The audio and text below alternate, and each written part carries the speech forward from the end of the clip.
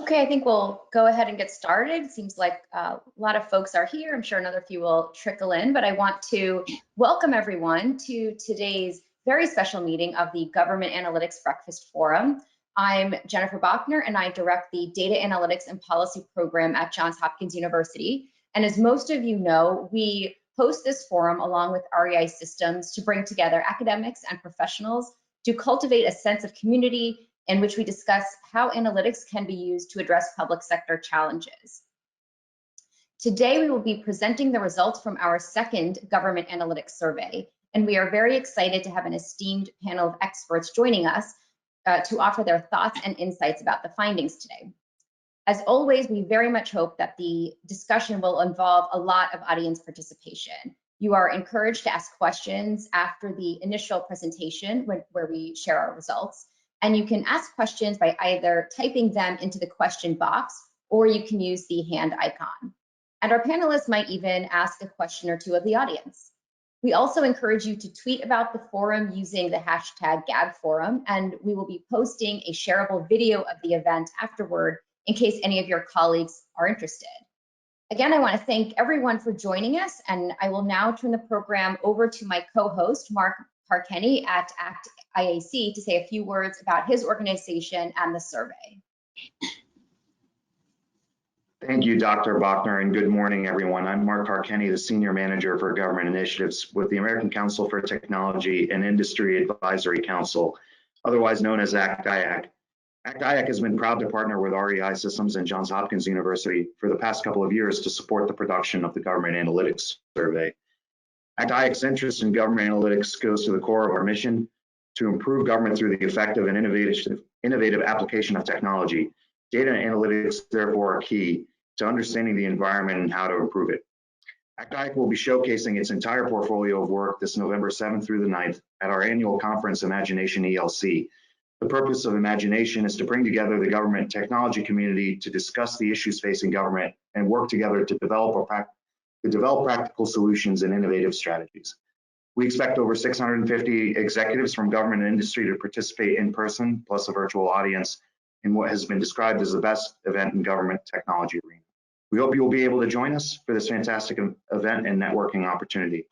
With that said, thanks again to REI and Johns Hopkins for their collaboration and their leadership, and I'll turn it over to you, Jeff Myers. Thanks. Thank you, Mark. REI Systems is really happy to host both the Government Analytics Survey on this morning, as well as the Government Analytics Breakfast Series. We believe it creates an opportunity to strengthen the sense of community and to help create networks that allow folks who have a challenge in government analytics and solving a government performance problem or a risk problem to kind of communicate with their peers to someone else who's solved a similar problem and learn from each other, both about the successes and the ways to succeed and about the challenges and the ways to avoid them or mitigate them. I'm particularly proud that REI to a number of federal agencies in the analytics arena, and those include, for example, helping increase the productivity at U.S. Citizenship and Immigration Services by approximately 20%. And what that means is that both refugees and citizen applications, more of them get processed, even as the employees' numbers and budget has stayed flat, and at the same time as the employee satisfaction rates have significantly increased. One other example is where we've helped the Health and Human Services Department improve services to victims of human trafficking. And frankly, the technology that we've helped implement has increased the ability of those victims to get services and allowed HHS to serve twice as many victims, and as well allowed also the agency to describe its success, not only how it made those successes happen, but also the substance of them when they advocate for their victims and their programs and their budget before Congress and other stakeholders. So REI is a strong implementer and supporter of analytics and their use for evidence-based decision-making in government. And with that, actually, the purpose of this overall survey is to really kind of get a better picture from across a wide variety of government agencies, a wide variety of people about how analytics are used, how they create value, and where and when they what new techniques are being used already and what new may be next. So with that, let me invite Dr. Bachner to begin presenting to you the results of our analytics survey. And my colleague Ankit Mittal will also help present those survey results. For the course of the remainder of this session, we'll have approximately 20 to 25 minutes worth of presenting the survey results. And then we'll turn to a panel discussion with a couple of experienced folks using analytics and managing and supervising data within government to be able to kind of give you a little bit of an interpretation as to how things in their experience have worked and what opportunities there may be. Certainly throughout, you are invited to ask questions as well. If you're not familiar with GoToWebinar, there's an opportunity to open the little question box and type it in. It's possible that we may be able to answer some of those questions in real time, but many of them we'll try to hold for the panel discussion as it takes place during the latter part of this session. So feel free, even as Dr. Bachner and Mr. Results, to enter the questions. We'll likely try and address them at the same time the panel is having the discussion after their presentation is complete. Thank you all. And let me please now turn it over back to you, Jen. Thanks, Jeff.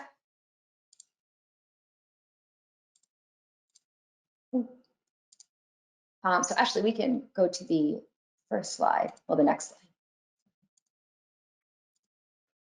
Thanks again, everyone. And in this presentation, we will briefly outline the purpose of the survey, our methodology, and the sample of respondents, and our key findings. We'll also present survey results that highlight how the respondents use analytics, the value they perceive has been obtained from using analytics, and the emerging technologies their organizations are using. We'll conclude this presentation by noting some of the particular successes and challenges our respondents identify, and we'll also discuss some potential next steps for continuing to improve the use of analytics in government. Before proceeding, I want to note that this effort was a collaboration between 3 entities. As I mentioned, I direct the JHU Data Analytics and Policy Program, and this is a program that prepares students to tackle meaningful policy challenges in both the public and private sector. We are longtime partners with REI Systems, which provides analytic solutions such as data management, visualization, model development, and the evaluation of results. REI's vision is to digitize government to produce healthier citizens, safer communities, and better lives. And we also greatly appreciate the support of ACT-IAC, which is a trusted and collaborative forum for technology industry leaders and government executives working together to create a more effective and innovative government. This is actually our second time conducting a government analytics survey. Our primary purpose with this effort is to inform the community of cross-cutting issues and trends in the field of analytics to help improve the effectiveness and efficiency of government. We developed a survey for practitioners in the field based on input that we received from data scientists, data officers, and technologists across several government agencies. We administered the survey this past August, and we invited professionals who were working in federal, state, and local agencies, as well as those working for private and nonprofit organizations in the field to participate in the survey. We also invited folks who had attended the Government Analytics Forum in the past, and they were invited to respond and, of course, share the link as well with their colleagues. And ACT-IAC invited its membership. The responses were anonymous unless respondents opted to share an email address for follow-up questions. This slide provides an overview of the respondents. In this round, we received 144 completed surveys, and the majority of respondents had extensive career experience, meaning over 10 years, while about a quarter of the respondents were early in their career. In terms of area of employment, about half of the respondents work in the federal government and 15% work in a state or local government agency, while nearly 30% work in the private sector. And these distributions are quite similar to the ones that we observed when we conducted the first round of this survey.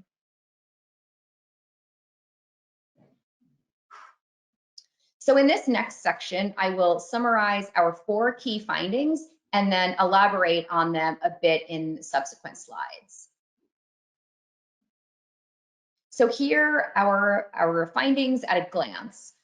Our first key finding is that interpreting results and communicating analytical results is now a top activity for folks in this community. When we conducted this survey a couple of years ago, participants instead indicated that data gathering and cleaning consumed most of their time.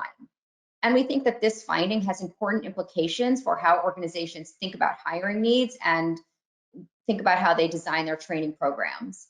Second, we found that respondents expressed a very high level of confidence in the data that they or their organization was collecting and publishing. This finding makes us wonder whether organizations can now devote fewer resources to collecting and validating data, and they can spend perhaps more of their time on analysis and interpretation. And third, we found that analytics are creating real value for organizations in this community, as respondents believe that most agencies' mission achievement improved over 5% owing to the use of analytics. And finally, our results from this wave suggest that self-service analytics could increase the value of analytics even further. One piece of this model of self-service analytics could entail pairing an analyst with an executive as a means of engaging that leader in data-driven decision-making. And this would also help the analyst perhaps better focus on how to direct efforts toward meaningful uses of analytics. So let's dive into these findings a bit more, starting with our survey questions that asked respondents about analytics at their organizations.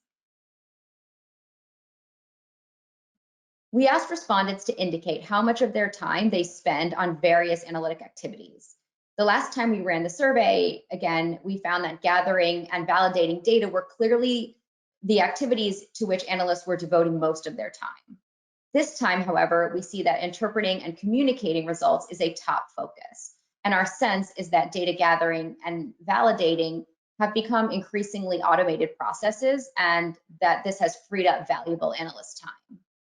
Again, we want to highlight that this finding has implications for how organizations assess their hiring needs, design their training programs, and evaluate their staff.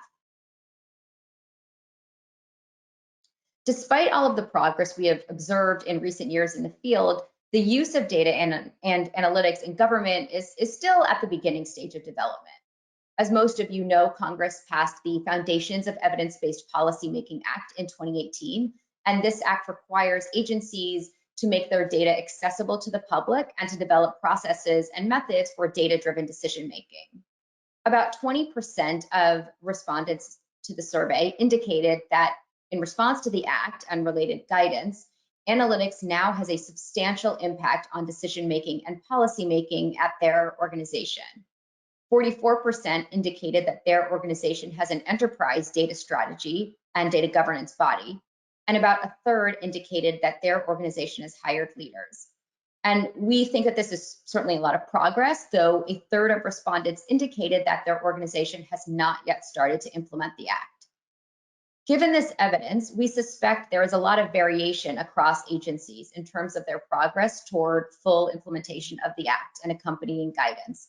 And we hope that this study and our Government Analytics Forum in general can help facilitate communication across agencies such that analysts can learn from one another about strategies that are working well.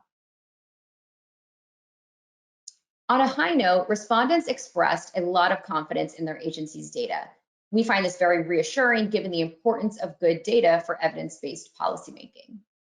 Nonetheless, this finding makes us wonder whether agencies should spend or should reevaluate the time that they spend collecting and validating data. In particular, we wonder whether agencies should consider collecting less data, which would preserve valuable resources. One way to do this would be to identify the end users and their needs prior to data collection. If an agency identified users first, it could focus attention on the most valuable data rather than collecting all possible data. Another way to reduce the amount of data collected would be to avoid collecting information that is duplicative or highly correlated. Analysts may not need 7 measures of one particular concept, as 3 might suffice in a particular circumstance. Or they might be able to collect information for a randomly selected sample rather than an entire population. In short, we wonder whether agencies could employ more efficient data collection and validation strategies without sacrificing quality or trust. In this next section, I'll cover the goals agencies are trying to achieve through the use of analytics and the value they have obtained. As with our previous survey, the results from this one again showed that performance improvement is the top focus for agency analytics programs. In light of this, it may be that sharing findings and encouraging more employees to engage with analysts and analytic results should be a priority for agencies. Self-service analytics could be one way to achieve this and might help change attitudes toward data and analytics. It also seems to be the case that the risk of an agency's budget being cut or an agency suffering embarrassment from poor quality data may be smaller than perceived by some, and that agencies can shift some of their focus away from these issues.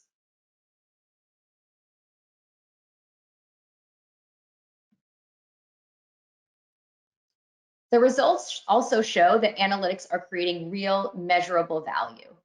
57% of our respondents indicated that their agency experienced mission achievement improvement by more than 5% in the last 24 months, and 51% indicated that their agency's performance improved by more than 5% in the last 24 months. Taken together, the key point is that analytics is not a waste of money, time, or effort. Employing analytics is leading to improved performance and mission achievement. Interestingly, this year's respondents indicated that employees of their organization were the top target audience for analytic products, whereas our 2019 survey showed that leaders were the top audience. Again, we think this suggests that a self-service analytics model should be more widely adopted in government. These models could, of course, also serve agency leaders, customers, the public, and the media. We were also interested in the manner in which analysts share their findings with others and found that written reports are most common, though electronic dashboards and presentations are also widely used. The use of self-service tools for sharing analytics currently lags behind, but we anticipate that as data literacy and interest in data-driven decision-making continue to increase at all levels, the demand for self-service models will likewise grow. And perhaps not surprisingly to this group, we found that 2/3 of our respondents believe that their organization is spending too few resources on analytics. This number is a few percentage points lower than when we asked this question a couple years ago, but still indicates that there is a need for greater investment in the time, money, infrastructure, and staff needed to support strong government analytics programs. So at this point, I will turn the presentation over to my colleague, Ankit Mittal, who is the Director of Data and Analytics at REI Systems. Thank you, Jen. We'll now discuss the results of survey questions related to emerging technologies. Most of the surveys usually ask, what are the emerging technologies? But we wanted to learn the factors that are inhibiting adoption of such technologies among our government agencies. Why our government analysts, management, and executive staff are not able to reap benefits of emerging tech. We learned that more than 80% of respondents selected limited knowledge among operational staff and decision makers. Restricted infrastructure and data accessibility is another major inhibiting factor. Agencies need to make progress towards their data and analytics literacy strategy sooner rather than later in order to make change towards this goal. Our next question helps us settle the long pending debate of the preferred analytical tool by our data science and data analyst members. Over 75% of the respondents selected Python over R. I know it would hurt the sentiments of some of our R programmers for sure. Among the cloud native services, the drag and drop features received more preference over the more scalable and complex cloud services. Moving on, in the next topic, in the next section, we'll discuss the successes, challenges faced by our analysts and the government management regarding government analytics, and also the next steps. Retaining staff is a challenge, definitely a big one. We all can agree to that. Here we wanted to learn what steps government agencies should take to address this challenge. Over 85% of the respondents selected increased data sharing among sub-organizations of an agency and agency leadership taking more data-driven decisions instead of prior experience. Such steps would encourage analysts to find more valuable insights from the data and be passionate about their work and feel valuable. Just to reiterate the importance of the above 2 points, they were ranked higher among the choice of having state-of-the-art cloud infrastructure or the cloud analytical platform or even cloud data warehouse. Moving next, our next question supports the insight just discussed. Government executives and managers do not use analytics to extend their team's desire. More data-driven decisions and more internal and external communication of such decisions would help agencies. This question also supports the second challenge discussed earlier, which is the most respondents believe that they have limited infrastructure, analytical resources, and capabilities than what is required. We will discuss these challenges and what steps agencies are taking to address them during our panel discussion. Next, we wanted to discover the supporting factors for a successful implementation of government analytics. And not to our surprise, the successful factors are aligned with previously discussed inhibiting factors. The clear and persuasive communication, support from the senior leadership, and well-qualified staff are the top 3 significant supporting factors for government analytics, along with the tools and related resources. Agencies spend a lot of resources in data collection, data management, validation, but our results show that they need to focus more on communication training, retaining the talent, and providing support from the senior leadership. This point will also be further discussed in our panel later on today. Now we will discuss what value is generated when the data analytics is implemented correctly. Analytics help agencies to evaluate effectiveness of its program and policies, also improve day-to-day operations. These factors were preferred over reducing costs or justifying funding of a program. We asked our respondents to share their thoughts or preferences for the future of the government analytics. In contrast to our 2019 survey results, artificial intelligence and machine learning surpassed its close competitor of statistical analysis by a couple of %. Such result definitely demonstrates the optimism around the promise of AI and ML in improving the impact of government analytics. Our last survey question focuses on summarizing the challenges faced by our government agencies. Number 1, the staff retention. Number 2 is the risk of embarrassing results.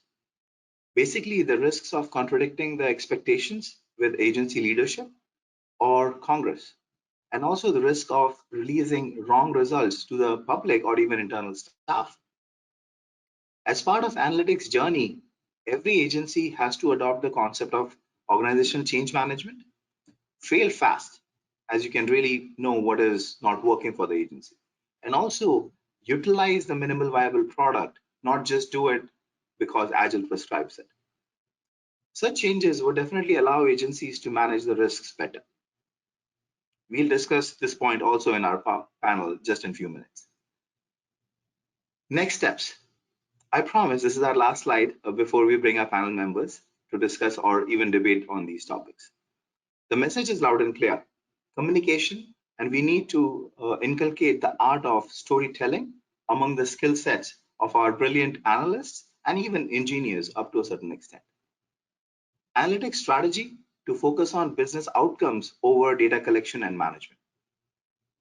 Explore and adapt self-service analytics to make life easier, or to make it easier for senior leadership to find insights from the data and utilize them to make a decision.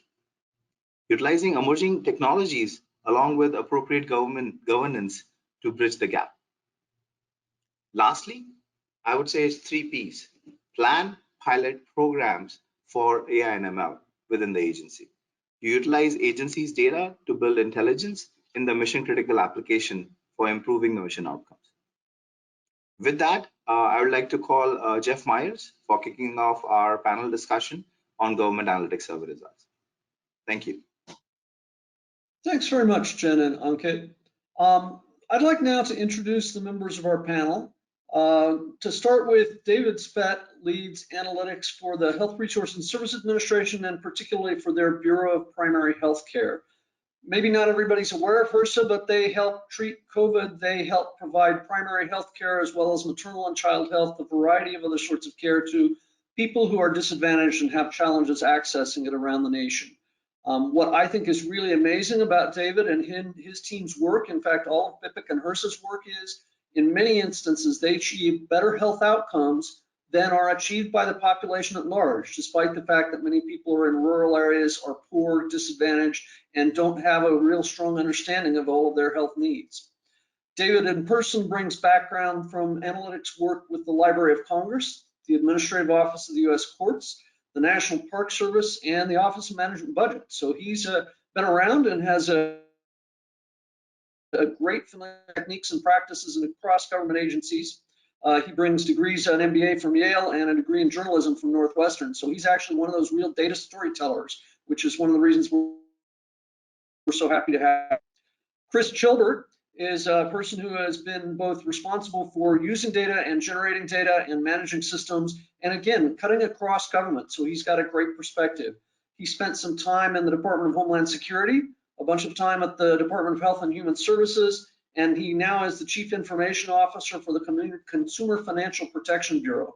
Interestingly, a little bit different than many government agencies, the Consumer Financial Protection Bureau actually uses data in day-to-day decision-making to kind of help both detect in potential problems or fraud among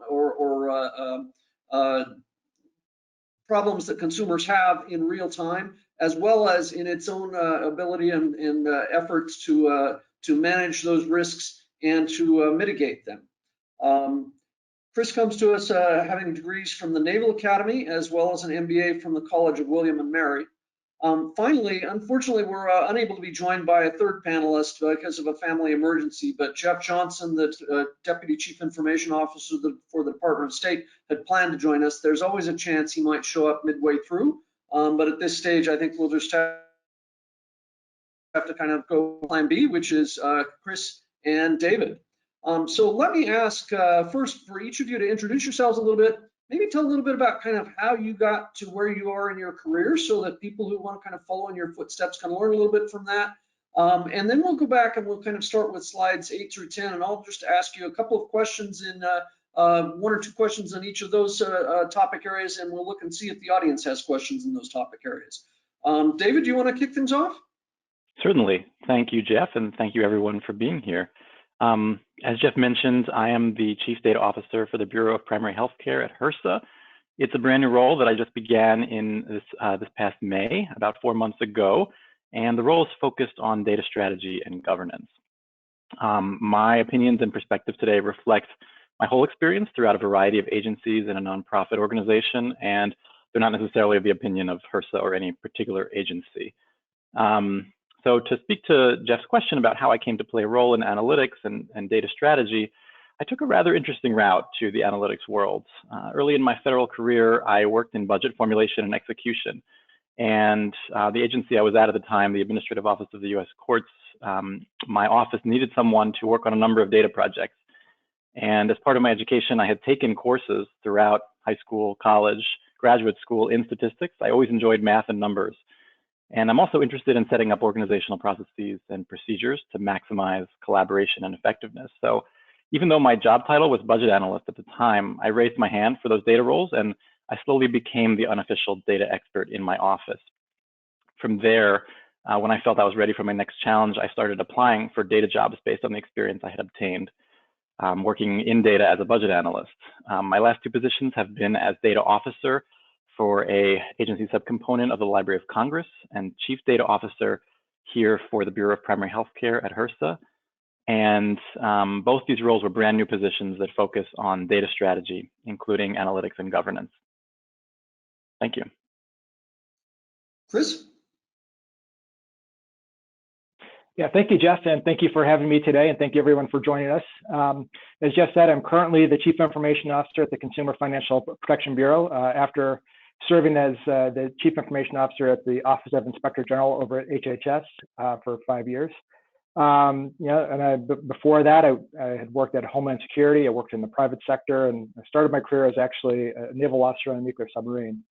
So I've had kind of probably a unique path to kind of where I am today. And like David, I've always been a person that really enjoyed math and science and technology. Early in my career, I recognized, as even though we had a focus on technology, really the key is the underlying data, right? All the technology that we use is only good to the extent that it can make data available to support whatever decisions we're going to make.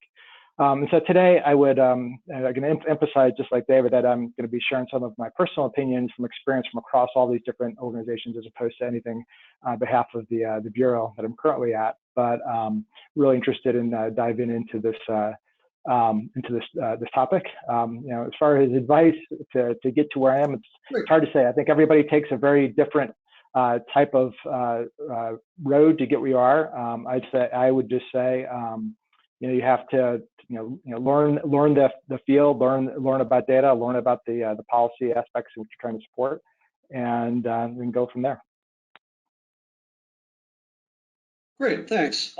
If actually you could pull the slides back up and we start with slide 8. So this was really fascinating to me.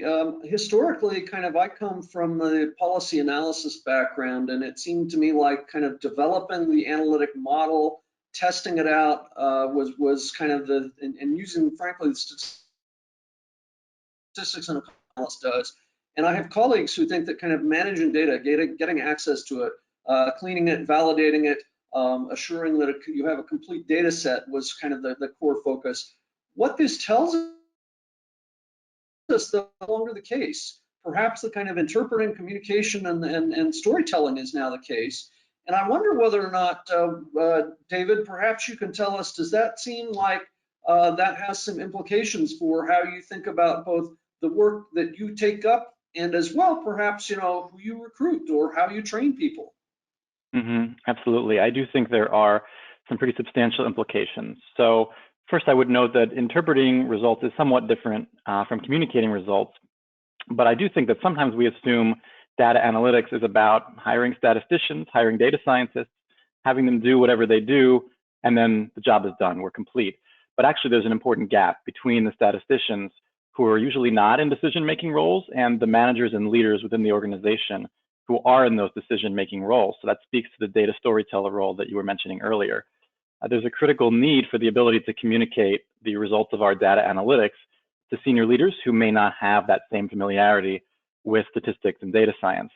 And if we're speaking and we communicate the results of analytics, if we're speaking in the same language that we use with other statisticians, it can be like speaking Greek to some folks who don't have that same background. So it's critical to be able to explain not just the data, but the data clearly, and as well the implications of that data using common sense language.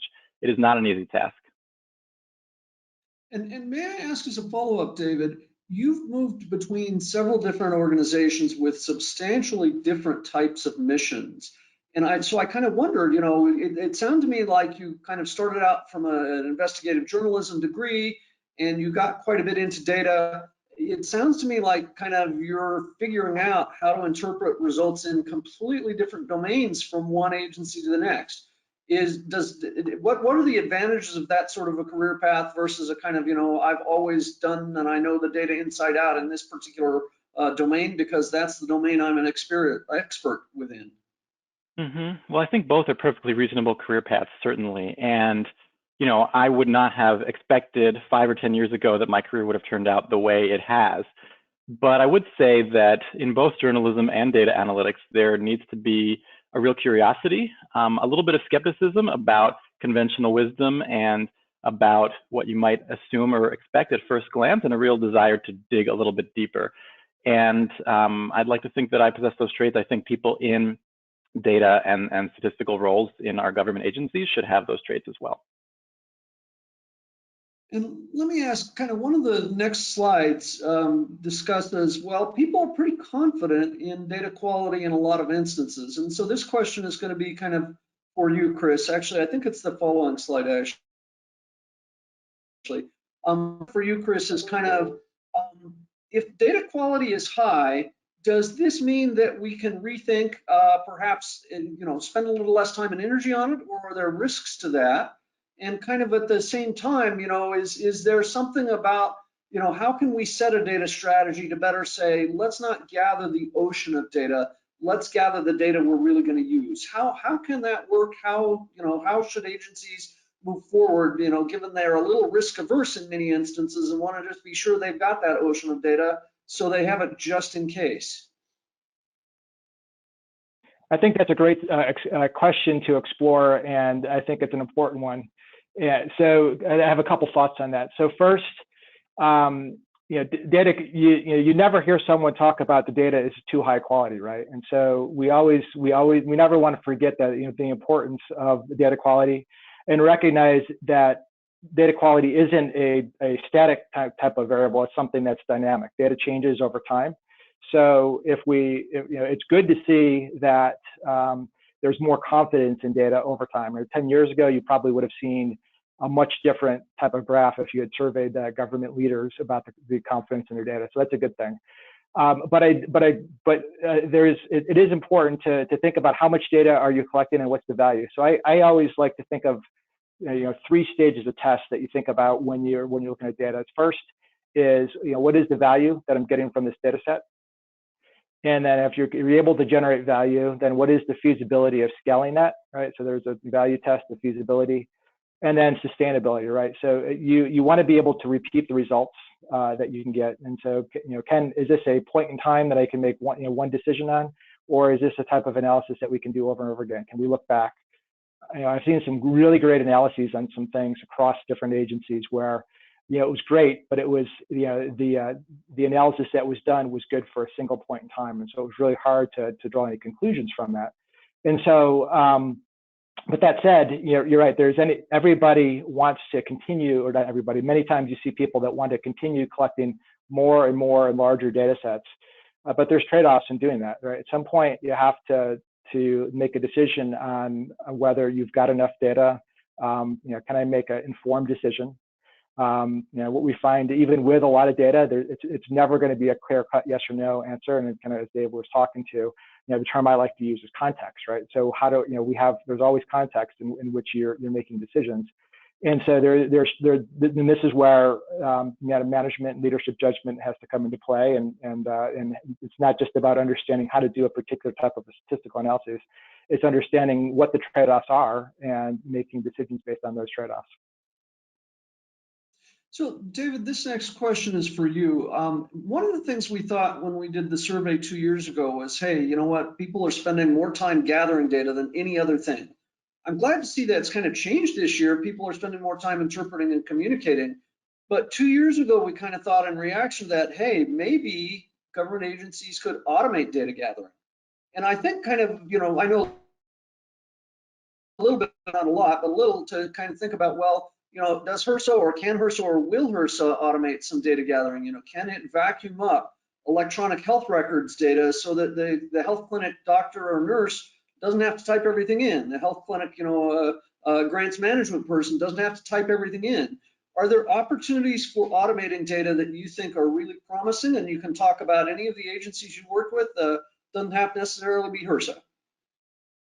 Absolutely.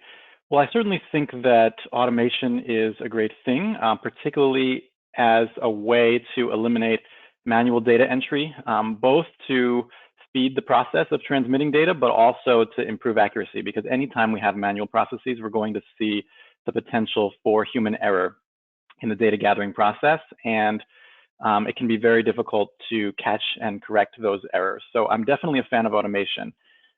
There are, however, an immense number of individual and potential data projects that we can take on. So I think it's important to prioritize them and important to make sure the resources are there. Oftentimes what we find is that any one particular project or initiative may detract from other projects or initiatives. So it is a strategic decision to decide whether to develop that automated mechanism. And that can be costly and time intensive, but oftentimes it is worth it. I think the example you gave, Jeff, of automating data gathering from healthcare providers is one that we're absolutely looking at HRSA, and one that we see great value in. I think at other agencies as well, where we had looked particularly at where manual processes may exist, particularly around surveys, and can we automate the data entry process around those surveys to the extent possible, gathering data from the systems that may already have data, as opposed to at times asking for that data to be re-entered into a survey form. So I think that a lot of the time those projects are a little difficult for folks who may expect that past processes, which often rely upon manual data entry, are the way to go because that's what we've always done. But I certainly think there are advantages, and when you explain the benefits of the automation, I think a lot of folks do come around. Great. So this question is a toss-up. Either of you can jump at it, or you can each have a say. One of the things I kind of read between the lines of your comments, David, is, we've got so many different places we could go look for data, so many different types of efforts we could undertake. That kind of says to me, hey, a strategy is important. Let's not try and kind of grab every sort of data. Let's not try and answer every question. And so my question is to you, either one, where or who have you seen the best data strategy in government? And again, it might be your own agency, but I think that would be something that would be tremendously valuable to the audience that participates in these breakfast forums. If they don't have a data strategy of their own, they could go look at one by agency X that might be a really good model, maybe not perfect for them, but they could steal some ideas from. So the question is, have you seen a great data strategy? And if so, where or from whom?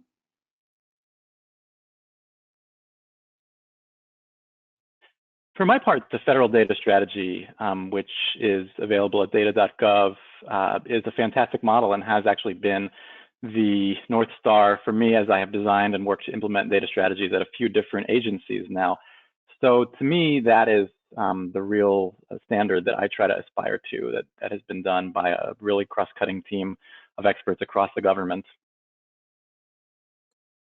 Yeah, I would agree. I think that's, all right. Yeah, Jeff, I would agree. I would agree with that. I think that the federal data strategy is a great place to start and to look at. I mean, I won't call out any specific agency. Again, I spent 5 years in the IG community, and there's a lot of great work going on across the IG community, looking at using data to identify fraud. In my own bureau right now, we've got a lot of good data available on our website and to our partners around consumer fraud and consumer complaints. And so I would point you to, I think that there's been a lot of improvement just, over the last decade, and especially since the passage of the Evidence Act and use of data. So I would just start looking at agencies that have a topic area that you're interested in. Look at their websites, go and see what they published. I think there's a lot of really good information out there. Great.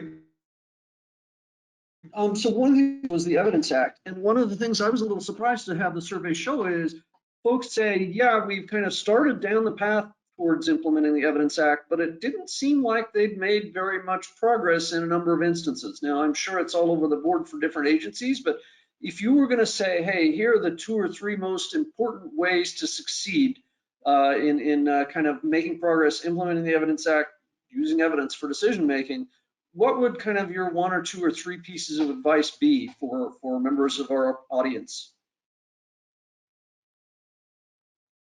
I would say, go ahead, Chris. Yeah. Oh, sure. Well, I was going to say, I think that, like anything else, you have to start somewhere, and understanding, if you're not using data or using evidence to support your decision making, just about any improvement will get you there. So I would say really understanding what are the goals and objectives of your agency first, and what is your, starting with the mission, do you have leadership objectives that you're trying to achieve? And then, like anything else, all right, so how can data support those or contribute to those? And really, coming up with a set of recommended projects or types of analysis or things that you can do, and then focus on there to make improvement. At the same time, you have to look at your ability to have a mature process, right? So again, like I said before, a lot of times you can create a one-off, but you want to be able to be repeatable, right? So how do you, having a chief data officer who partners very closely with the chief information officer, I found is very important.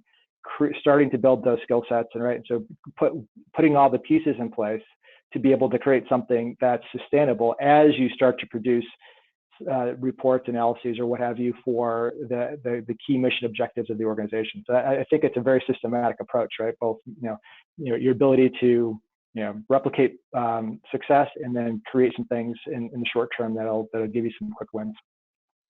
Great. David, you were going to say? I would add that two things that I think have been critical in implementing components of the Evidence Act are number one, to make sure that there is that strong executive sponsorship. Having buy-in from the highest levels of the agency is really critical to obtaining the cultural change that you need. And similarly, seeing the components of the Evidence Act as best practices rather than as a compliance matter where you just have to check the box, but really things that any organization, whether they're affected by the Evidence Act or not, should be implementing to do data inventories, to design data strategies, and to determine whether the data that we're gathering is actually being utilized, and to stop gathering it if we're not going to use it and don't have to gather it. Those kinds of things are best practices, and to see them as ways to improve mission service and ways to improve the use of resources, I think is the best way to proceed. So this next question, let me ask you, David. You just mentioned something that I think is really interesting, which is kind of, you need to get leadership engaged. Let me throw out there something that's perhaps a trope, and maybe it's not really accurate, but leadership of agencies are a little bit older, and they're not as sophisticated in terms of their understanding of analytic techniques, models, and such. And so, maybe they're kind of a little skeptical and jaded, and maybe they just think, I've got so much experience, I'm just going to make this judgment and this decision on the seat of my pants.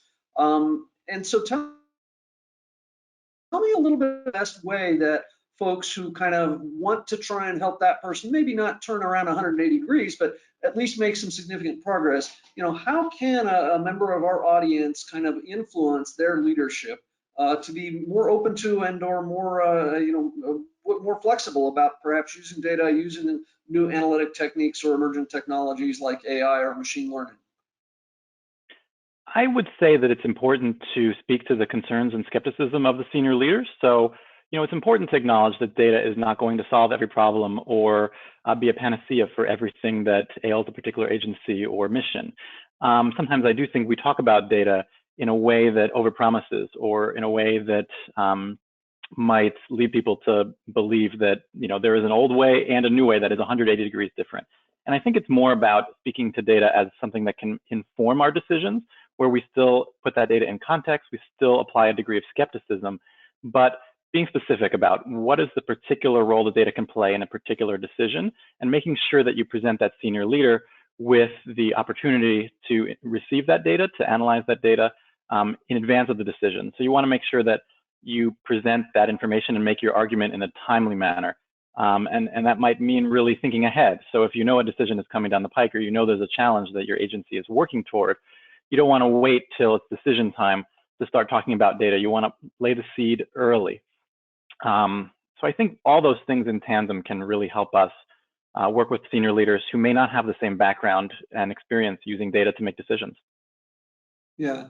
And just on a personal level, kind of one of my jobs these days is to help kind of make that connection between senior leaders who have a particular policy responsibility and need to make several particular types of decisions, and the more junior folks who maybe have the data skills and the analytics expertise. One of the things I found is actually there's some real value in both sides of that coin. The analyst can help the senior leader understand what's possible and maybe why they should use data. But the senior leader can say, you know what, these are the decisions that are important. These are the ones I have to make, and having the analyst understand, I'm not going to try and kind of do every type of analytic technique on every type of data that's available. I need to focus on what decisions, supporting the decisions that are going to get made, kind of having them understand and have the analytics team support senior leader and the specific decisions that are important to leadership. That's a kind of a two-way street. But let me step off that soapbox and let's move on to the next section, which is a couple of slides after this. Ashley, if you could move forward 2 slides. I would like to start out, I think we've got a great question from one of the audience members who's posted this in our question box. He says, I'm surprised, sorry, we need to go, we're okay, we're in the right place. He says, I'm surprised that respondents estimated only a 5% improvement in the quality of decision-making via the use of analytics.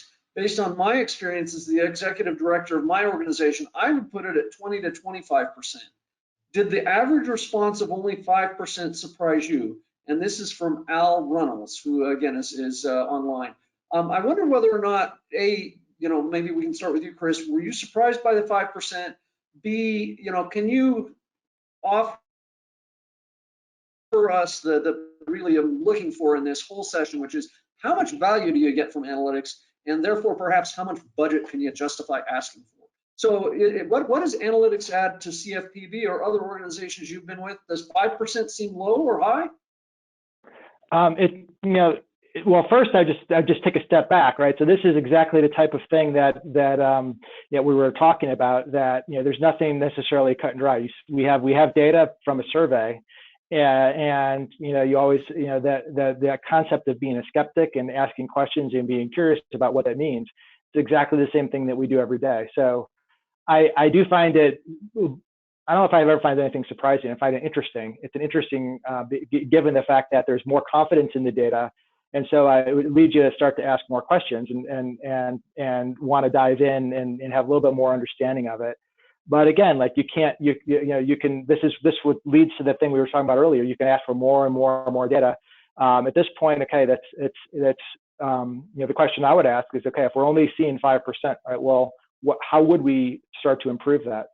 I have seen in my organizations, the use of data really help decision makers in a couple of different ways. So either providing the ability to have a little bit more context around a decision to support decisions that otherwise did not have any data to back up, and it was just the leader trying to choose the best course of action, or because there was some automation used, the use of tools to help speed the analysis that gets done, right? So we're able to collect more data, we're able to do the analysis faster, and that really, that's where you start to show the ability to justify more investment, right? When you can say, look, I can have our data, our person, our analyst, our program analyst, spending all their time either doing manual data entry or manually manipulating data or analyzing data, or you can use tools that will take a lot of that grunt work off their plates and allow them to spend much more time with the storytelling, the context making, and the ability to provide value. And then it's starting to, or then it's using that type of data to help justify either further investments into helping to scale your tools, bring new tools in, or even potentially add additional folks with those type of skill sets to be able to do it. So again, I think that it's an interesting finding. 5%. It's not what I would have expected, just given the fact that people have more confidence. But it's one that I would dive into. And again, across multiple agencies, it's sometimes hard to tell. You have to really look at your own. Yeah. Let me ask a follow-up. Chris, I suspect you're where I've been kind of following and admiring your career and your progress and your impact for 8 or 10 years now. You have built up substantially kind of an analytics capability at CFPB. And essentially kind of you started with a very small team, if any, and grew it pretty substantially. What would you say, in our survey respondents in another slide, we're saying, hey, you know what, we think we're underfunded, we need more resources. Chris is successful at having built a big analytics program that's really effective. What are the kind of 1 or 2 or 3 things you think were most important to your success in getting enough budget and hiring authority to hire the staff, to buy the technology, and perhaps eventually also to insist that some of the private sector folks provide you the data to be able to do the analysis that your work includes? What's the kind of the key or secret to your success? Well, first I'll say here, at my current job, a lot of it was built here before I got here, but at the same time, we've tried to sustain it and kind of make additional investments. So I would say across my career, across every organization I've ever been, going back to when I graduated from college, you're never going to find a manager that doesn't ask for more resources. Everybody wants to have more resources, and then you multiply that across every organization, and people can see it as a competition. I don't really see it that way. I'm always looking for, again, going back to the key things. Are we providing value, and how are we providing value, and how are we articulating that? And sometimes it's also a case of what are you stopped from doing, right? And so it's we sometimes look at it at our organizations and say, well, if we want to do more, we just have to add to it. The first question you need to ask is, okay, what do we need to stop doing that's not providing value? And then if you can demonstrate that you're not going to invest in things that are not providing value to the organization, that you're going to be responsible about how you use the resources that you have to provide value, that really starts to drive more confidence in your ability to use to get more resources in order to have more of an effect. The other thing I would say is you need to demonstrate that you're not going to try to own everything yourself. A lot of times I see organizations say, well, not only do we want all the resources, but we're going to do it for everybody. And the things that I try to promote are, how are we going to actually influence the organization, right? So it doesn't really matter if it's our team ourselves doing it. How are we leveraging the power of the organization as a whole, right? And so once you start taking an enterprise view, and not just an enterprise view, I certainly like to talk to my colleagues across different agencies all the time too. What are you doing? What has worked for you? Making sure that we understand that. So, I don't think there's any one way to justify things, but demonstrating that you're going to be a good steward of the resources, that you're going to provide value, that you're not going to, if something is not working, you're going to stop it and not going to keep kind of doubling down on it. But that's important too. So I think those are some of the ways that I look at this. Yeah, great. So David, this next question is for you. And again, kind of performance improvement was the top reported purpose. I wonder whether or not you can share in your experience. I kind of perceive there's a frontwards way to look at things and a backwards way. And the frontwards way is, what's all the data we have? How can we analyze it? What will come of that? Maybe I don't know for sure. The backwards way is kind of, what are the key policy questions we need to answer, or the key decisions leadership need to make? Tell me a little bit about how you balance those two, perhaps towards a performance improvement focus, but how do you kind of then sit back and say, hey, you know what, we're surrounded by data every day, that's what we do. Let's not just look at it frontwards, let's start looking at it backwards too, about the needs or the use cases. How do you work that out? Yeah, great question, Jeff. And it's funny, as I was preparing for the panel, I was thinking about that very framework, forwards versus backwards thinking in how we design our data strategy and our data analytics. I think that we, in general, in the federal government, do a little bit too much forward thinking and a little bit insufficient backward thinking. So you obviously need to do a little bit of both, but to me, it's critical when we determine how we're going to direct our resources and our efforts to start with thinking backwards. Start with the problem we're trying to solve, the goal we're trying to achieve, or the question we're trying to answer. And with that, we want to combine that analysis with what data we have, the quality of that data, and what data we may need to gather in order to better solve those problems and answer those questions. And that in itself is the act of developing and implementing a data strategy. I think that it's really critical to do that gap analysis and to think about, what is the difference between what we have and what we need to be, and to figure out how to get from point A to point B so that we can have forwards and backwards thinking in tandem. Great. So I'm going to ask this question of each of you, but I'll start out with you, David. This is a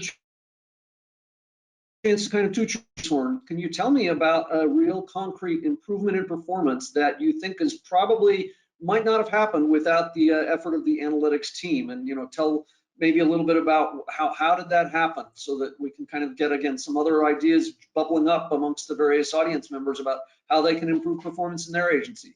Any concrete examples you want to point to, David? Sure. So I'll share a few concrete examples. At my current agency, HRSA, we are largely a grant-making agency, and we are really looking at the impact of predictive analytics at determining how we direct our compliance efforts.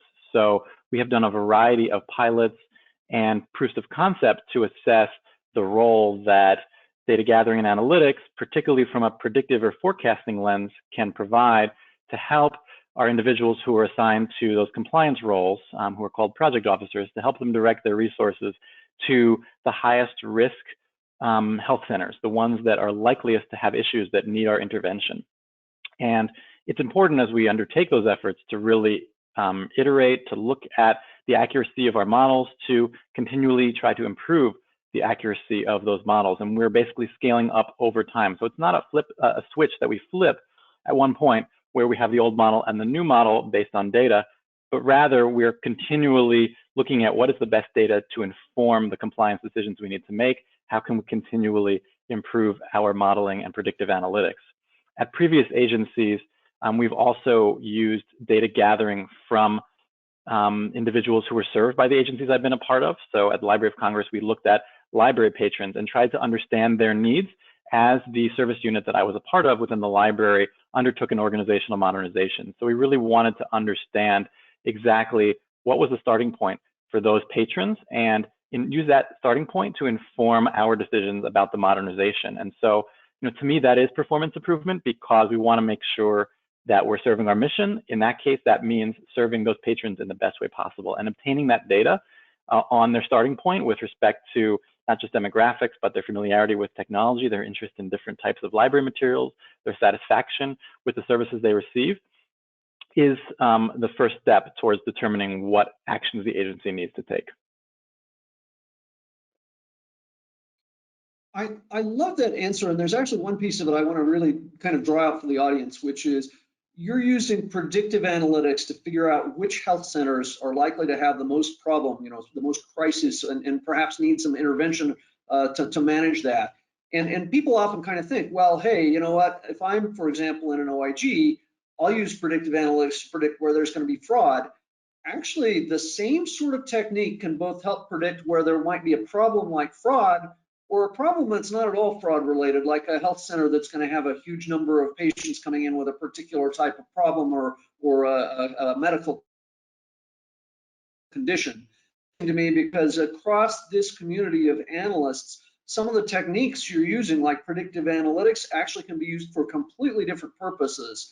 And again, I think that's one of the great things that is useful about having communities.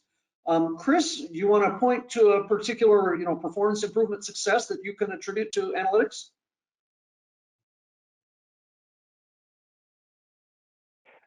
Yeah, sure. From a performance, I think I look at it from two ways, right? So there's the mission of the agency or the bureau that we look at how are we better serving the citizens or the consumers or the beneficiaries, depending on what perspective you have, and then just internally, right? And so I used to use an internal one. One of the things that I look at as a CIO is understanding how are the tools and the resources that we are using supporting the workforce that we are charged with supporting. So in the past, you have an IT service desk or a help desk. People call in with different problems. One of the things that I've seen us been able to do, and what I continue to do, is look at, okay, well, not just take the number of tickets, but hey, how do we start to look at that data ourselves and understand what are the root causes, and use that to justify either new investments, new projects, and making sure that we have fewer calls coming in, but also are we providing the services that we need to our employees. So those are some examples. On the internal side. On the mission side, there's also plenty. It's making a lot of it. It's making sure we're providing tools to help our users be more efficient in what they do. Right. So you're looking for places where there are an analyst, or a auditor, or what have you, that's spending a heck of a lot of time creating and generating reports, and asking what kind of tools can we provide to reduce that workload that they have so they can spend more time on the interpreting and communicating side of it. And I want to ask, David mentioned that he's using predictive analytics, and in this case, to try and figure out where there might arise in the future a problem with one or a group of health centers. I always imagined the fantastic thing from CFPB's perspective might be to use predictive analytics to say, hey, you know what, this payday lending firm or this mortgage servicer is more likely to abuse consumers than others. Does CFPB use predictive analytics with respect to kind of where it puts its enforcement effort? Yeah, that's something that we are looking at. It's definitely something that we want to do better, right? So you have anytime that you have a limited number of resources and you have a large number of entities that you're overseeing, trying to determine how best to use those resources, and it's certainly something that we're looking at closely. Maybe David could come and give a couple of suggestions about tools or techniques or what have you. We're all Absolutely. about community. Let's move on to the next slide for a minute, Ashley, and then raise one or two topics perhaps on that. Ashley, are you still online? Can we advance the slide? Great. So one of the things that actually, sorry, we'll go back to the one with the 5% increase. We were on it just a moment ago. And so one of my questions on the slide, I'm sorry, I'll have to check and see what the slide number is, but the one with the 5%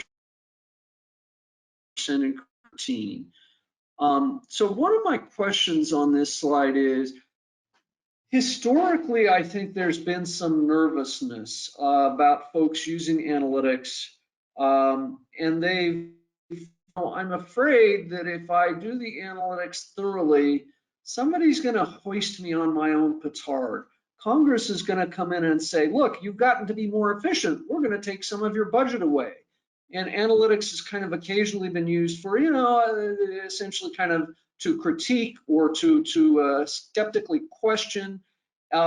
This doesn't seem to be so much of an issue this year. I'm pleased in comparison to our last survey.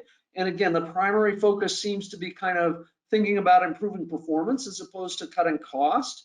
Perhaps that has to do with political dynamics. But I wonder if either one of you would like to talk a little bit about that. Is there a risk that you worry about kind of analytics being used against your agency, and about kind of perhaps even you being pointed up as a figurehead to say, how dare you release that data that allows the Congress to come in and threaten our budget? I'm really unhappy. Have you found that kind of risk in terms of some of the analytics you've done, either at this current agency you work with or at previous employers?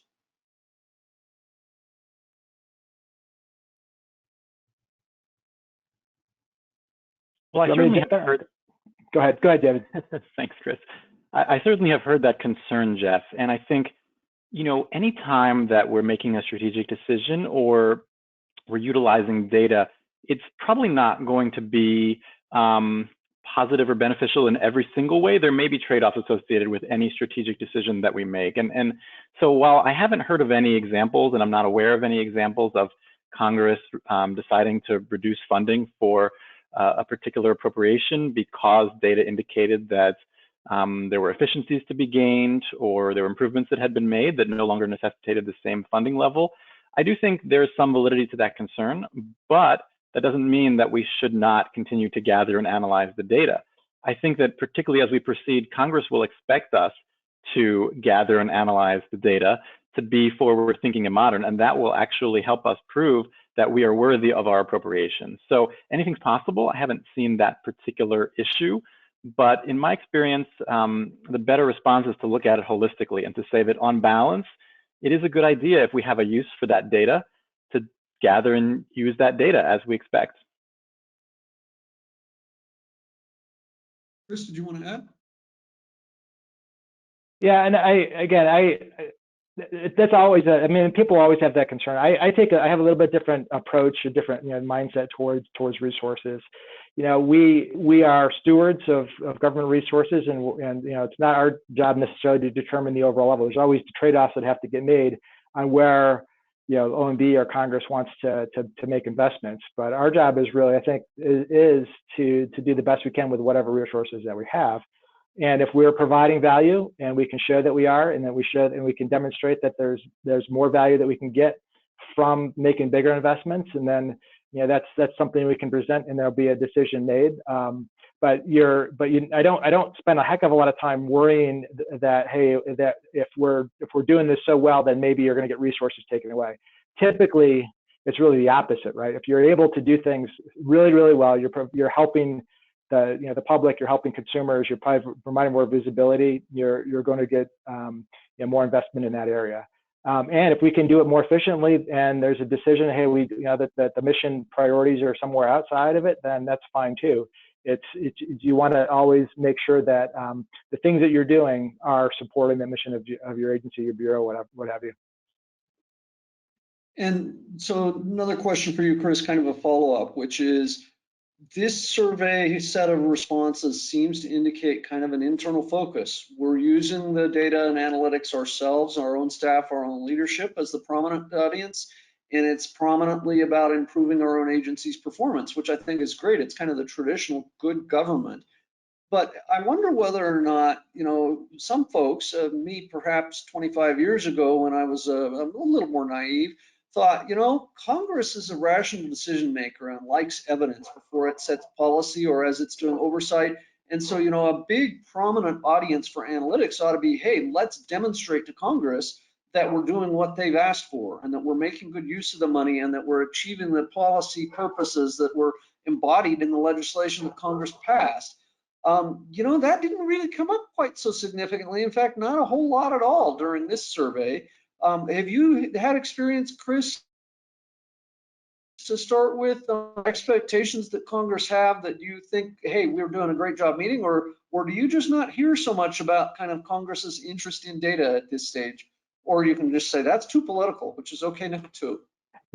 No, I think I'm a step removed from that, right? So within our roles, but certainly there's always interest from any oversight that you have, any oversight by whether it be Inspector Generals, GAO, Congress, what have you, in understanding how your organization's making decisions and making sure that you're good stewards and making sure that you're using data appropriately. And so, as far as internal, like all of us, one of the things that I like to say is better is better, right? So and in one way is to make the organization work better is to use data to support decisions. So I've always encouraged my teams to look for ways to be innovative and use data to support new ways of doing better. We've also tried to, and I think one of the things I don't want to forget is the fact that, over the last decade, a little bit more than a decade, you've had moving towards more open government, open data, right? And data.gov, I think you have 300,000 or more data sets available. So I think that's where some of the focus is. Hey, agencies are using it to support your own mission or to make your agency more efficient. And a lot of these data sets are being made to researchers, to external organizations, whether it's industry or what have you, to be able to use for, to help, in the public interest. And so that might be some of that what's reflected here too. Yeah. Just as an aside, one of my long-term hopes and aspirations is that analytics as a very powerful tool might actually be substituted for a kind of a traditional, well-designed, double-blind experiment. And the basic deal would be you could say, hey, you know what, look, HRSA is treating 20 million patients indirectly through health centers. Perhaps just coincidentally, some of them got treatment A and some of them got treatment B. We could go kind of stratify the folks who got treatment A and treatment B, so we've got a kind of comparable sample on each side, and then we could tell you, is treatment A more effective, or is treatment B more effective, or is treatment A more effective for kind of some specific subpopulation? And so essentially kind of that might then not only obviate and reduce the expense that we need for for clinical trials or for perhaps some sort of experiment, but it also might speed it up a whole bunch. And so I guess my question is kind of, and maybe you could help answer this, David, it doesn't have to be on that particular example, but are there places where analytics really have not been used in the past very much, but could produce kind of just tremendous societal value in the future that you can think of and point to? Well, that's a great question, Jeff. And I think of a real wealth of examples of instances in which we could be gathering and utilizing data for the improvement of whole populations or the whole world. We have a whole Office of Quality Improvement here in the Bureau of Primary Healthcare, and they are the ones who would, I think, consider some of those questions that you raised in particular about running statistics, doing data analytics on different health interventions. So I will certainly raise that suggestion with them. There may be privacy implications or control group implications with analysis like that, but that doesn't necessarily mean that it's not valuable to perform that analysis. I think, in general, there is a substantial amount of increased data gathering and analytics that can inform decisions, whether it's the strategic direction that organizations can take and agencies can take as we serve the public. We need a better understanding of the public's needs and the starting points for the public. I think we also need to look at ways that we can simplify the provision of services to the American public, and we can use data to determine that. I think the possibilities are truly endless. So let's take that, and Ashley, if you could advance 2 slides to slide 15, let's take up the self-service question, because I think kind of one of the things I've observed to a certain extent actually in your agencies, but in a number of others as well, is, you know, you individually and I certainly am not going to come up with all the great ideas about where analytics can be valuable and what analytics need to be undertaken. In fact, actually, some of your frontline staff who, you know, maybe their role is a provider or a grant manager or an investigator of potential kind of fraud perpetrated upon consumers, those people might have much better or much different ideas than any of us, and they may be fantastic. The question is whether or not there are steps that we can take that will allow them to take their idea and then go grab the data. You know, maybe some of it's on data.gov, but maybe some of it's on your internal systems, maybe some of it might need. But the question is, what do you think are kind of any ways that we could best promote people in the front lines, their ability to do analytics, their ability to access data and make valuable use of it in ways that none of the 3 of us can imagine? Are there any steps you think that should be taken that would help promote the ability of folks to kind of self-serve their own needs with analysis? And David, you want to start? Maybe then Chris, if you want to add anything? Sure. My understanding is that the Evidence Act is taking us in a direction of assuming that all federal data needs to become public over time, if I'm not mistaken. And if we have a reason to maintain the privacy of that data or not to publish that data, then we wouldn't publish it. But absent a legitimate reason, we would actually publish that data for the public. And I think that's a good framework moving forward. I don't know that we're ready to flip a switch and go there today, but to me, we should be sharing data with the public and enabling that self-service so that we can learn from analytics, not just performed by our staff, but performed by the general public, assuming that that data can be shared, does not contain PII, et cetera, and all the other confidentiality concerns have been adjudicated properly.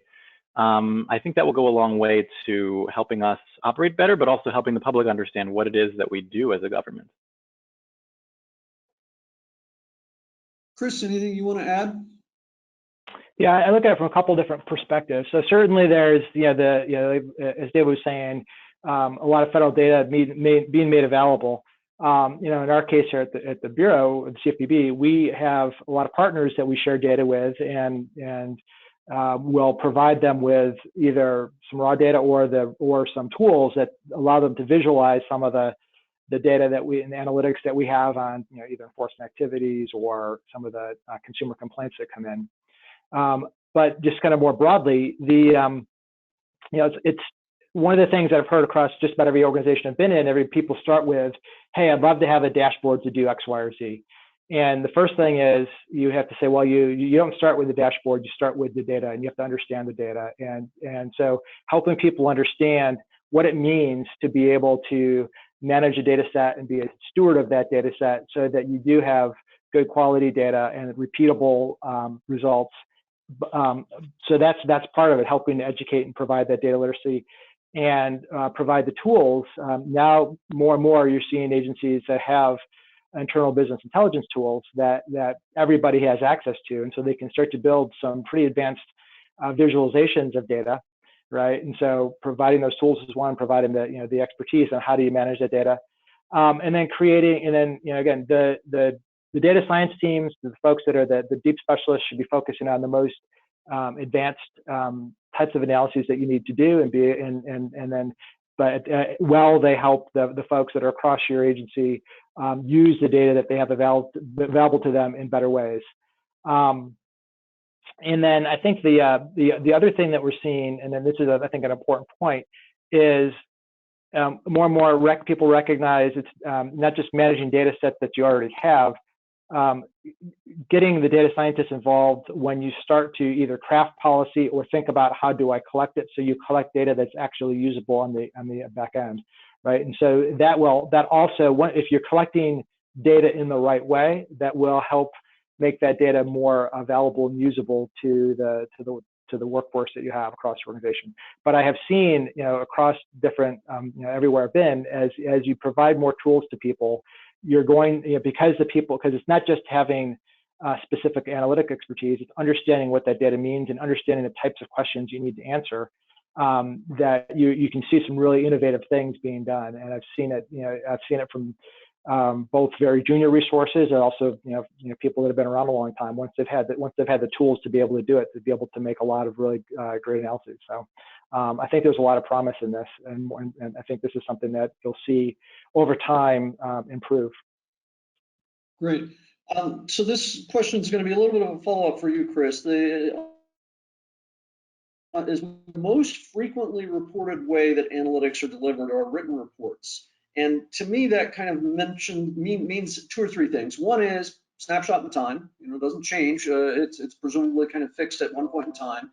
And the second thing it means is that there is an analyst, and the analyst has spent some time both doing the analysis and then drafting the report.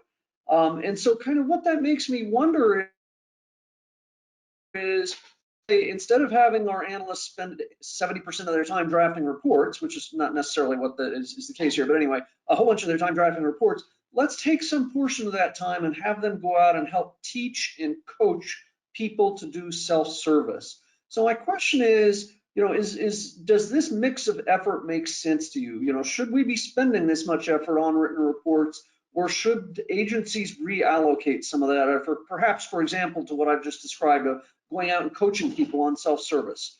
Is this mix the right mix, Chris? I think self-service is more of a model you're going to see, but again, it comes back to making sure that you're first starting with the data set, the underlying data sets, right, and then helping people understand how to visualize that data, how to analyze that data. Again, because of just the number of data sets, the amount of data we collect, and the importance of data, having a small, centralized team try to do everything for every part of an organization of any size is going to be hard, right? So you're going to have some type of a mix of that. And that said, I do support having some level of centralized expertise, so you could have that center of excellence, and support, but certainly some of that time has to be to support others, helping them, serve themselves, as we're saying, to use the data to create reports and to generate analysis. Really addressed on this page, but there's something that one of you said that just made me think of this.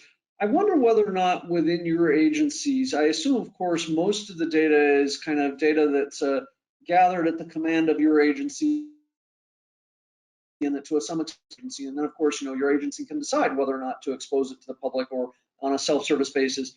Do you ever get information or data from other sources? So for example, Chris from a credit bureau, or David from either CDC or private HMOs, but do you get data from kind of outside sources that helps give people in your organizations, whether they're full-time analysts or whether they're the self-service type, a reality check to say, hey, data, but not the whole world looks like us? Do you do that? If so, is that helpful? Is that something you see going to be happening more or not? David, do you want to start? Chris started last time. Sure, absolutely. We are seeing increased data sharing, not just outgoing from the agencies I've been a part of, but also incoming. So we have been able to obtain data sets both from other agencies and from general sources. So right now in particular, we are obviously at HRSA and the Bureau of Primary Healthcare heavily focused on COVID response and treating the most affected Americans who have COVID. And we are receiving a good amount of data to complement our own data sets from the CDC to answer some of those questions. And that data has really been invaluable in helping us understand the full picture of what's going on in our health centers and the communities that they serve. The gold standard really for data sharing that I've used at many agencies is the American Community Survey and other data that's put out by the Census Bureau. It's incredibly helpful to have that demographic information. And to me, that is a real best practice that a lot of the rest of the federal government can work to emulate in the future, because I do think that we need to be working not only with our own data sources, but with complementary data sources that exist from other agencies, but also other entities that may not even be governmental. May I ask, and this is not intended really to put you on the spot, but do any of those outside data sources include, for example, other countries? You know, whether it be, you know, to give a comparison between HRSA's own operations or theirs in American Health compared to those in some other countries? You know, at a previous agency, we did reach out to similar agencies in other nations that were providing similar services, and we asked them how they structured their operations as we were considering an organizational modernization. It was more of a qualitative data gathering process than a quantitative data gathering process, although we did ask for some quantitative data sets on the populations that those agencies served. So there was really both the quantitative and the qualitative aspects now that I think about it.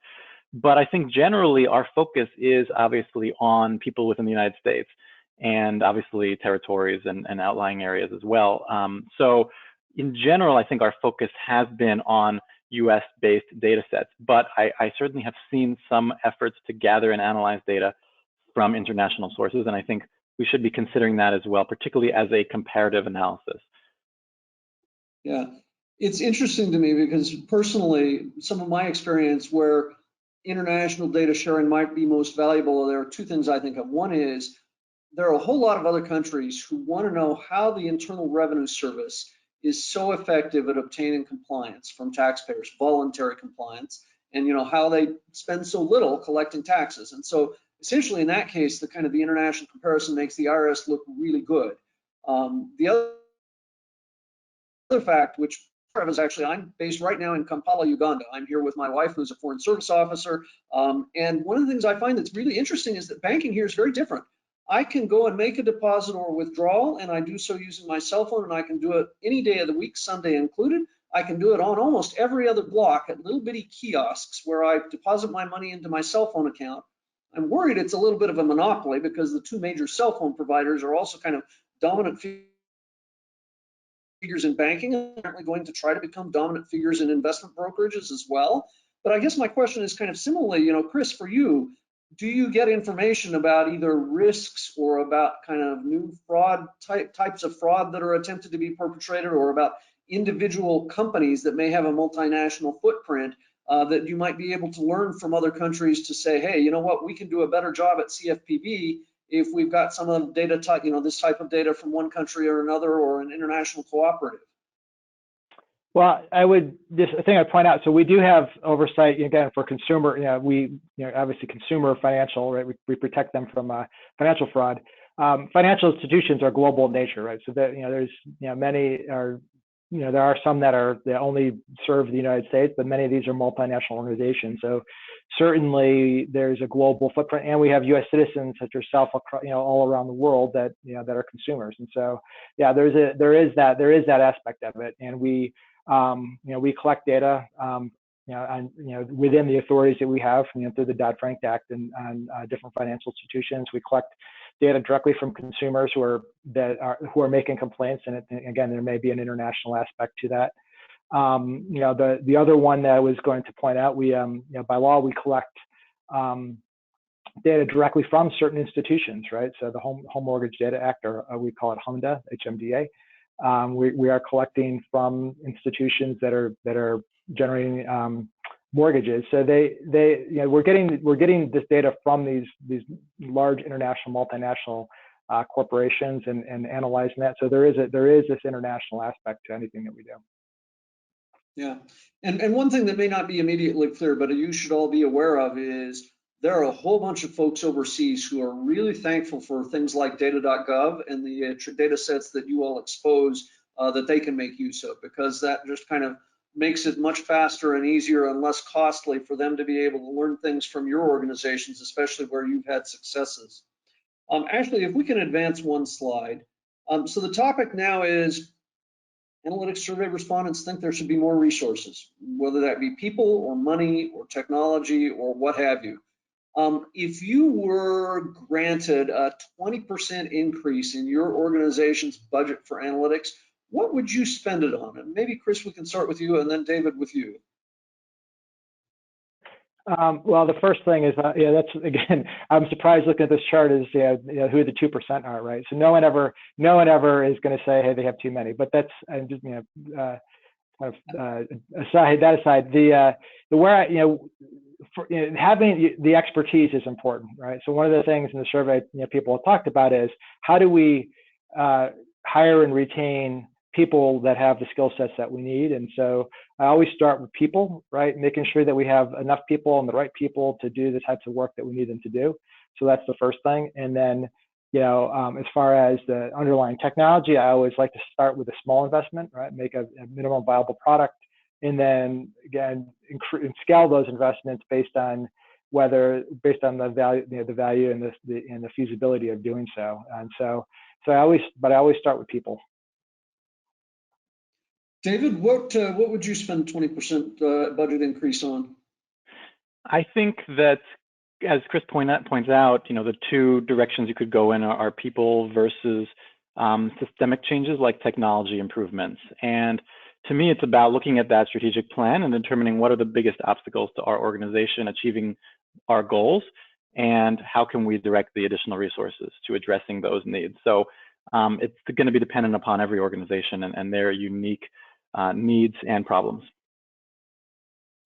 And so then the last question, which is really specifically about this slide, I assume that some of our respondents are out there and the analytics unit is just kind of the poor stepchild that has really, in fact, been terrifically under-resourced and perhaps abused. And in other cases, it's just someone crying wolf, where they actually have gotten quite a bit of money. They would just like more.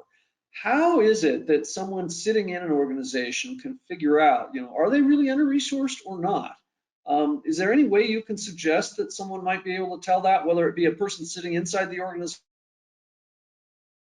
or someone who may be thinking about to join a new organization? Are they going to be jumping into what's really a fire? How can people tell if their own organization is under-resourced?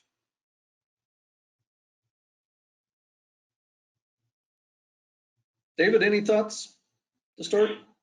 Sure. I think that, workload measurements, so trying to quantify how much time certain tasks take and then determining what kind of tasks do we need to conduct, and then trying to assess how much time is it going to take to perform these activities. Basically doing that gap analysis from the current state to where we need to be can help inform some of those questions. And I think additionally, we want to look at the skills that we may have and not have on staff. So we may determine that we need Python skills, as one of the slides indicates, is a programming language that's being increasingly adopted. And we may not have folks on staff who have those skills. So we may determine that we actually need to fill skills gaps, not just add staff to perform certain work. So I think those are the two frames. And those can really hopefully make a great compelling argument that additional staff are needed. Great. Chris, anything you would want to add? Yeah, one of the this is kind of an internal challenge. One of the challenges with knowledge work is being able to demonstrate what is that workload. And so one of the things that I try to approach is, all right, so how are we making that visible? Do we understand what the demands are on this team? But again, both from a people side and an infrastructure side. And can we quantify that in some way? So again, sometimes it's hard to do, right? Because sometimes the types of analyses are unique to the situation. But really trying to get an understanding of the demands or the requests on a team versus what the resources are, and how what could we produce if we did expand the resources on that team. People will tend to try to solve every problem, right? If the people within a data analytics team will try to, they want to serve, they want to please, they want to be able to answer every single question that they've been asked. But we just can't we can't always do that. And so then the question becomes, can we at least provide some tools to be able to understand, all right, what is that demand? How many requests are we getting? How long does it take? And how does that compare to the resources that we have? But it's just like anything else in IT. You're always trying to understand that type of thing. And again, this is knowledge work, so it's not like you can see that very, very easily. So that's always the challenge for leaders within data analytics teams. Sure. So jumping in just for a moment to answer my own question a little bit, if, for example, you don't have someone who can do some of the technology like Python, or you don't have someone who can do a good job of communicating, maybe they're a communications major, or you don't have someone who can do the kind of the data cleansing and or the kind of the transparency analysis, what's safe to expose, maybe those kind of skill gaps would cause you to think, okay, yeah. But then the last suggestion I would make is, if you have a data strategy, then presumably that will help you decide, you know what, we're understaffed and we're going to complain about it and try and get more. We might not get more staff. We have are doing the highest priority things. Let's take that though and move on 2 slides and take up the technology topic. And the first issue under the technology topic is essentially kind of if you show people, you know, if you build it, they will come. To a certain extent, if people are aware of analytics and the technology, then they will be more likely to use it. And the reverse, which is actually what this slide says, if they're not aware of it, that's an inhibiting factor. So my question to each of you, and maybe this is probably more relevant, actually, let's just make it for David so we can kind of keep making progress. David, what is the kind of the way that you found most successful to get senior leadership aware of, familiar with, and willing to accept or consume, you know, technology and analytics tools and new analytics techniques? Yeah, great question, Jeff. I think it really is about fitting the argument for data and analytics tools and techniques into the strategic plan for the organization, explaining to the senior leaders exactly how this data or this tool is going to solve their needs and help them achieve their goals, and being as concrete as possible. So, you know, I've made arguments to conduct surveys of different populations. I've made arguments to invest in new or different systems. And I think it's really about not talking about that system specifically that I want, but exactly how it will help the organization achieve the goals and how it will help that senior leader better make their argument to their own supervisor, to the American public, as to what they're trying to accomplish. Great. And we have another comment or a question actually from the audience that if we can advance 1 slide, it's not actually directly on this slide, but it's kind of appropriate to the topic and missing from it. Alan Petrazzi asks, regarding storytelling through visualizations, dashboard, and other, what products are you using? Do you use Tableau? Do you use Microsoft Power BI? Do you use something different? And this sounds like a person who's really kind of looking to contribute themselves. He says, I'm looking to master one of these tools. So I guess the question might be for each of you briefly, you know, what have been either the tools you use or the ones you found most valuable that you would recommend someone who's kind of a practitioner make sure toolkit? You want me to jump in on that one, Jeff? Go for it. All right. So yeah, it depends on the bureau. So again, across each different places I've worked, we've all had different tools. So Tableau is very common. Microsoft Power BI, very common. I've used both of those successfully. And so if you're a person that's you know, having to visualize data and do those type of reports, understanding a variety of different types of tools is good.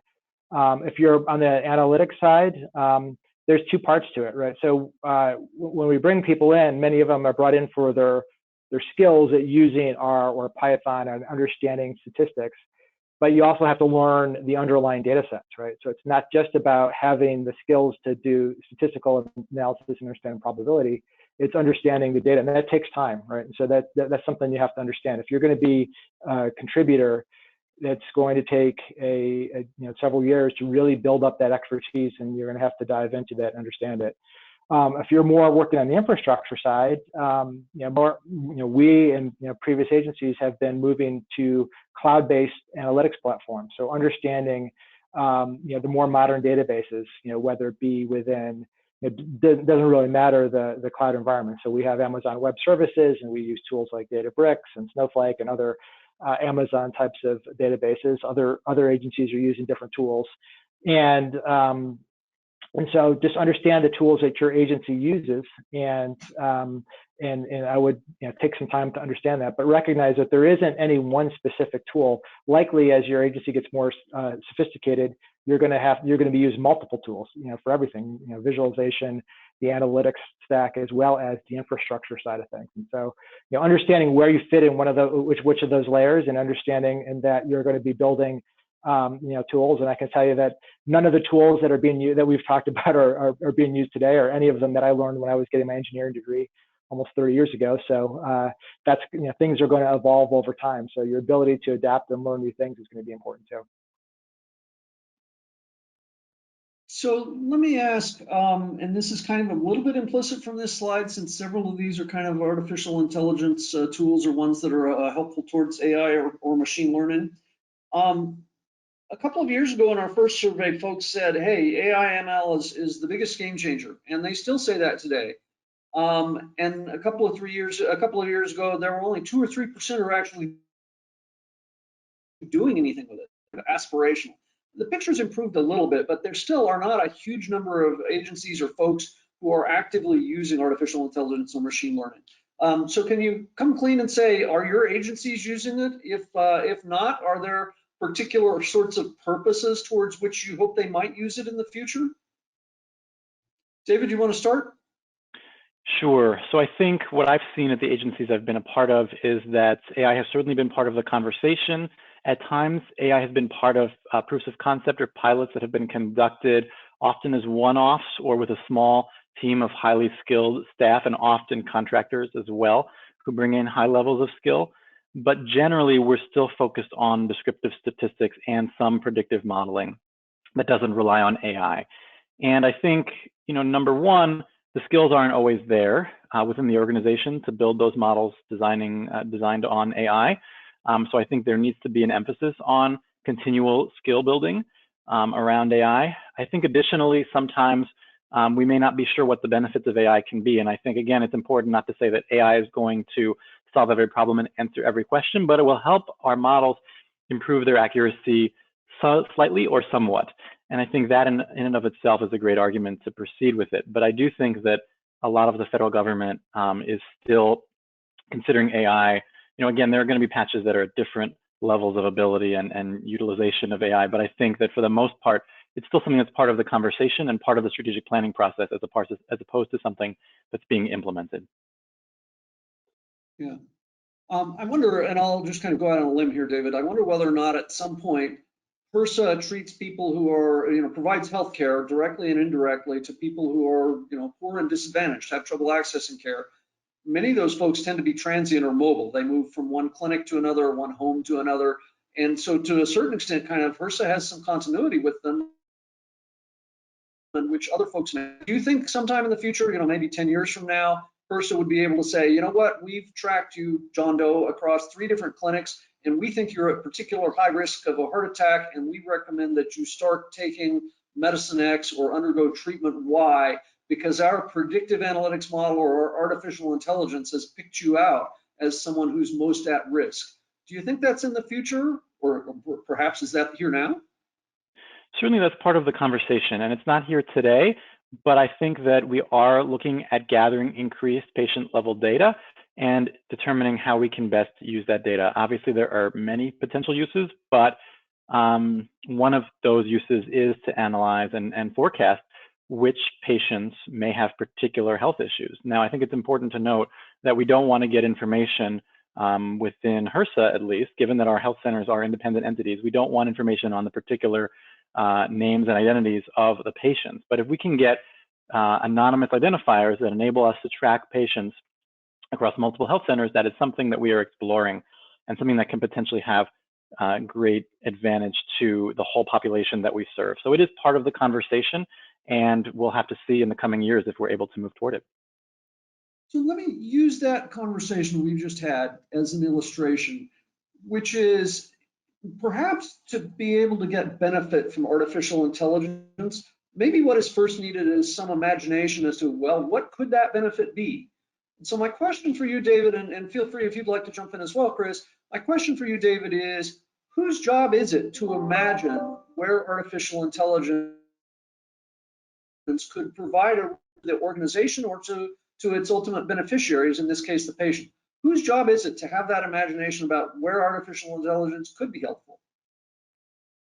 Great question. I think it's the same folks who are thinking about the organization's data strategy and the use of analytics throughout the enterprise. So to me, AI is not a revolutionary change, but something that will help our analytics become more accurate and effective. So I would think that it is part of our data strategy that falls to many of my colleagues and my supervisors and myself as we determine our next steps to think about the particular questions that we can answer with AI, the particular models that we can incorporate AI into, but also to think about the technology that we need to obtain, the skills that we need to obtain in order to achieve those goals. And so we definitely, of course, will welcome input and feedback from our statisticians. They are major contributors to our data strategy, but that is one component. That is, AI is one component of our overall data strategy. And I think AI is an evolutionary piece to me, not a revolutionary piece of that data strategy. Great. I'm actually really glad to hear that, because that kind of means there are fewer hurdles and it's not like a huge cliff we have to climb up.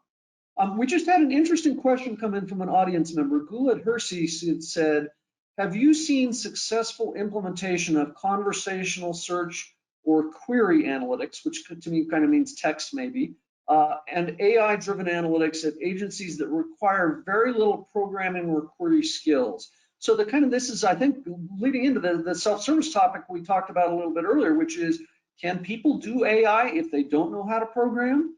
If so, how does that work? Chris, do you want to take a stab at that, or if not, then David?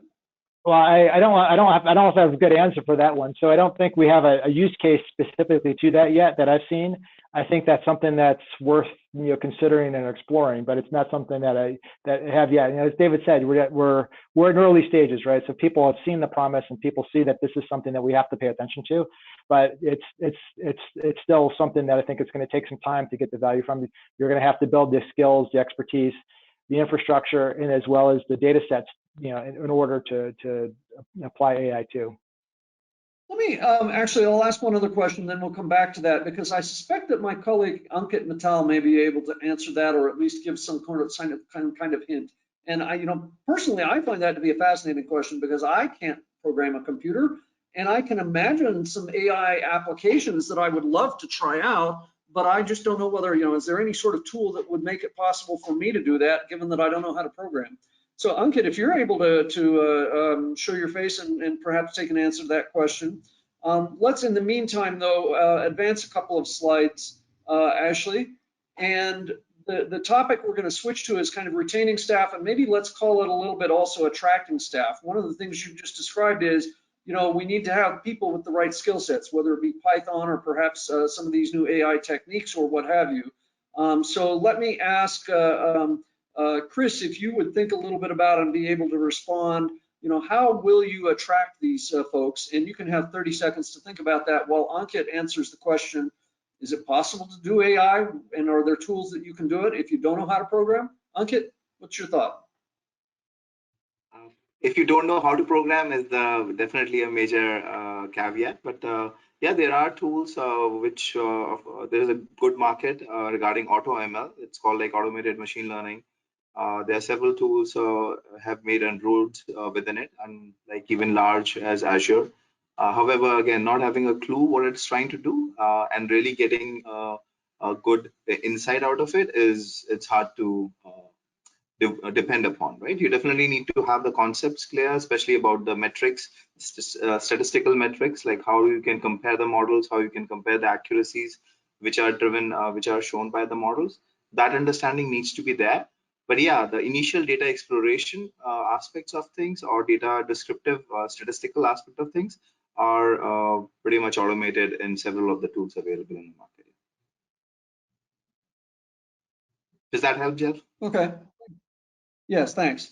I was hoping there was some sort of simple drag and drop thing that I can do. But so Chris, again, the question is kind of, how do you retain staff that have some of these specialized techniques, especially, for example, if Google is hiring them at twice the salary the government might offer?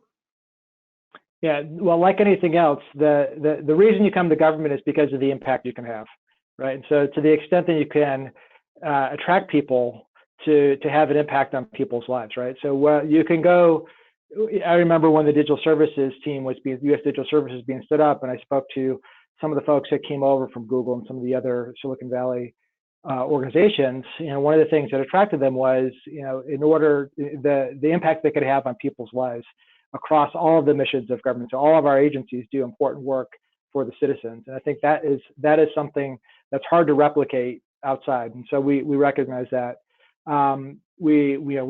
We think it's important to recruit from diverse set of sources, right? We want a workforce that looks like our citizens and looks like the people that we serve. And then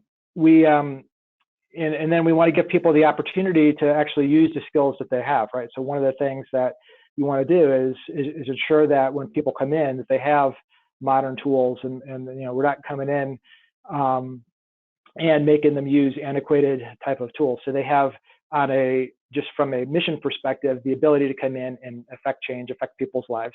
On their specific skill sets, they have the ability to come in and really use modern tool sets, and they don't feel like they're trying to do this with one hand tied behind their back. So I think it's a couple of different pieces to it. And then there's just in general, anytime retaining people is about leadership, right, and communicating and having clear expectations, and the care and feeding of people over the course of their careers.